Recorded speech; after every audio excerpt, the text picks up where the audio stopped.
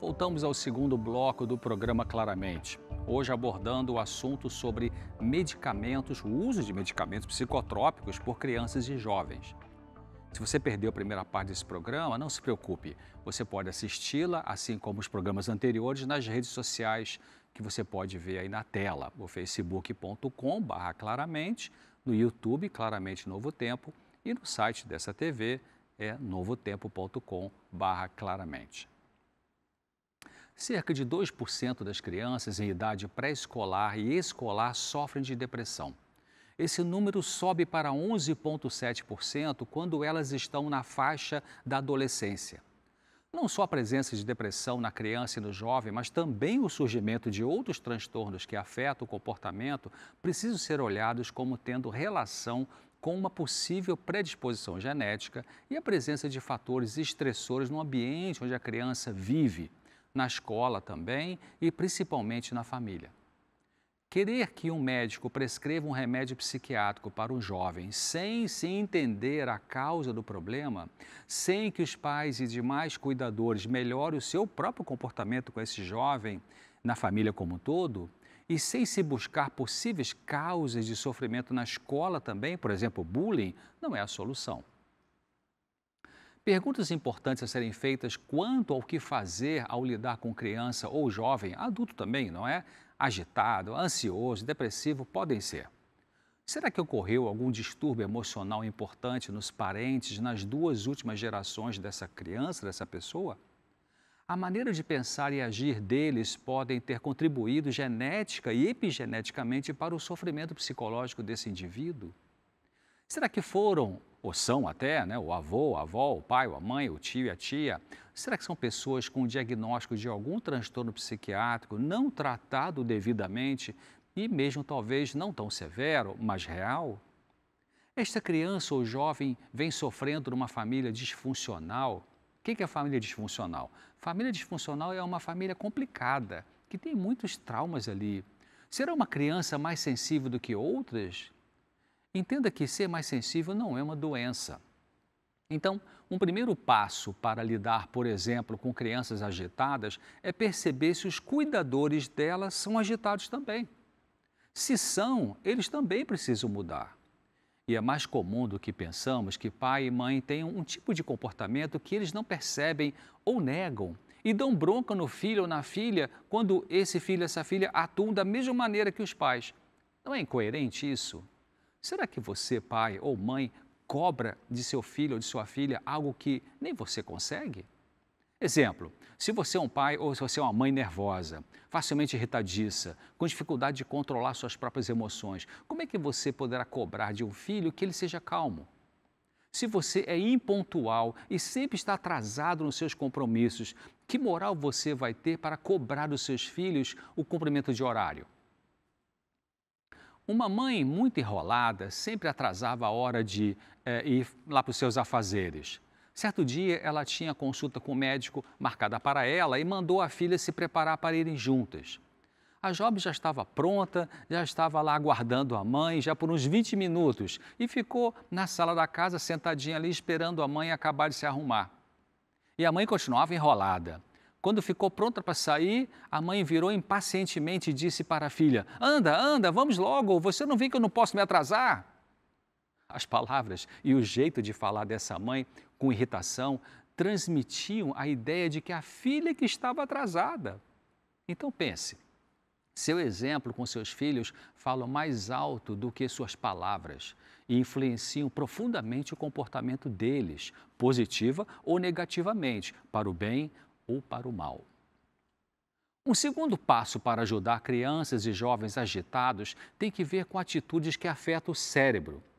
É difícil ou impossível mudar um comportamento ruim tendo o cérebro intoxicado.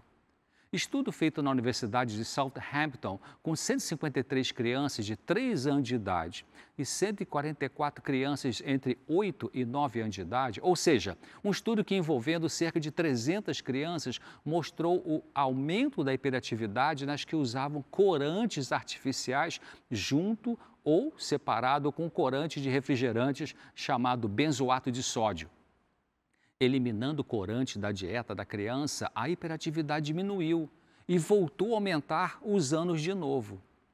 Os corantes do estudo foram, e você pode ver aí na tela, são o amarelo crepúsculo, E110, o amarelo quinolínico, E104, a carmoisina, E122, o vermelho alura, E129, a tartazina, E102 e Ponçô 4R, que é o E124.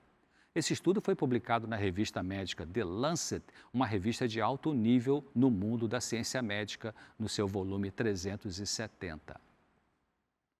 Dar à criança alimentação natural, de preferência vegetariana, permite o cérebro funcionar melhor, com orientação, claro, de um nutricionista ou médico pediatra nutrólogo que defenda o vegetarianismo. Eu tenho uma alegria e a gratidão a Deus pelos meus 5 netos, 3 de meu filho e 2 de minha filha, todos vegetarianos, muito saudáveis e inteligentes. O pediatra Dr. Sérgio Spalter diz que as crianças precisam se sentir seguras, confiantes e acolhidas. Mas em vários momentos da vida não damos isso para elas, por causa de brigas no casal, nascimento de um irmãozinho, pais superocupados e outras causas. A criança sente falta desse aconchego, não sabe lidar com isso racionalmente. Daí tende a manifestar essa falta através de agitação, de rebeldia, de tristeza, de ansiedade, de fobias, adoece fisicamente sem causa orgânica detectável, etc. Diante desse comportamento, os pais ficam nervosos e estressados ainda mais. Isso causa tensão na criança e aí o ciclo vicioso se completa.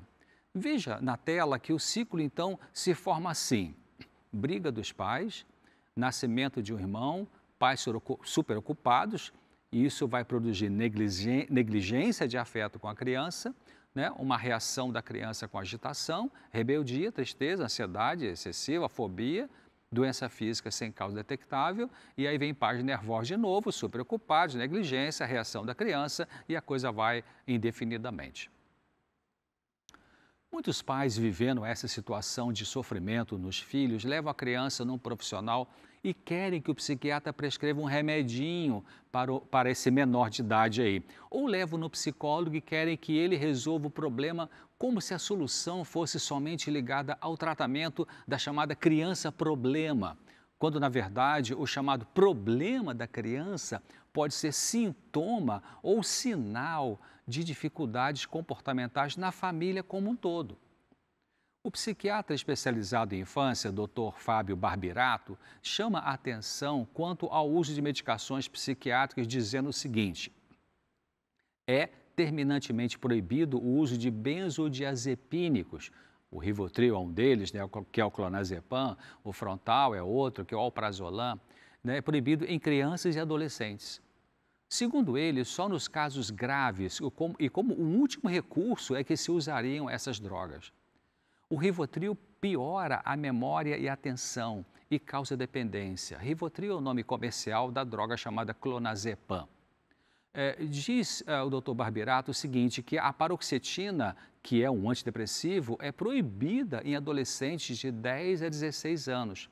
Se for usada em crianças, aumenta em 4 vezes o risco de suicídio. Até os 9 anos deve ser feita a psicoterapia como uma forma de tratamento antes de recorrer a esses remédios. Ainda segundo o Dr. Barbirato, esses medicamentos devem ser receitados por psiquiatras especializados, né, com título em psiquiatria da infância pela Associação Brasileira de Psiquiatria. Esta psicoeducação também pode ser obtida quando uma pessoa se submete a um tratamento chamado psicoterapia ou terapia psicológica, geralmente feita com um psicólogo clínico ou com um psiquiatra que tem a formação em psicoterapia. Também é possível obter melhora emocional através de grupos de apoio, grupo de ajuda mútua, como os alcoólicos anônimos, narcóticos anônimos. Grupo desse tipo, né, neuróticos anônimos, é um tipo de grupo que ajuda certas situações. E é muito importante a pessoa tomar a iniciativa de procurar ajuda adequada, ao invés de não fazer nada e ficar esperando bons resultados somente na dependência do uso de medicação. Nem sempre a medicação é necessária para vários tipos de sofrimento emocional ou psicológico. E geralmente ela é o número 2 na minha maneira de pensar, né? É o número 2 no tratamento de sofrimentos mentais. Porque o número 1, do ponto de vista médico-psicológico, é o aprendizado sobre lidar com seus pensamentos e sentimentos para ter melhores escolhas no seu comportamento. A medicação será o número 1 em casos como psicose com agitação, delírios, alucinações, né? Na fase maníaca do transtorno afetivo bipolar, na fase grave da parte depressiva desse transtorno e em outras situações. Aí sim, a medicação tem que ser o número 1. Quer evitar que seu filho, criança ou jovem sofra mentalmente a ponto de ser medicado com remédios que atuam no cérebro?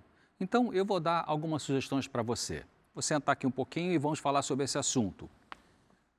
Bom, em primeiro lugar, você acolhe a criança reservando um tempo diário, se possível, para ela. O que elas recebem de nutrição afetiva nos primeiros 3 anos de vida estabelece uma base na personalidade para a vida toda.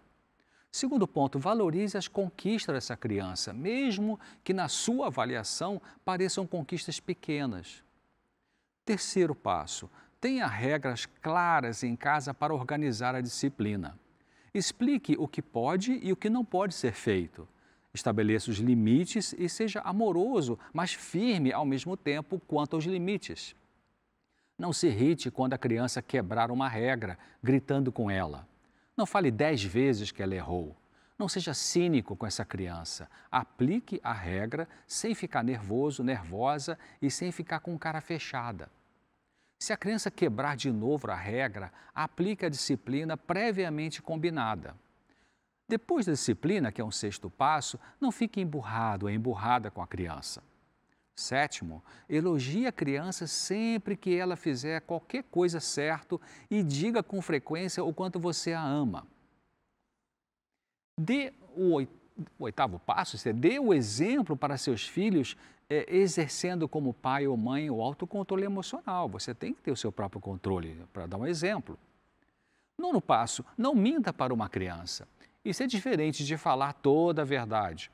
Uma criança não precisa saber de tudo sobre certos assuntos, mas nunca minta para ela. A jornalista Márcia Keduc, que lançou o livro intitulado Tarja Preta em 2016, explica que medicamentos salvam e prolongam a vida e não faz sentido ser contra eles. E escreveu o seguinte: a questão é o excesso.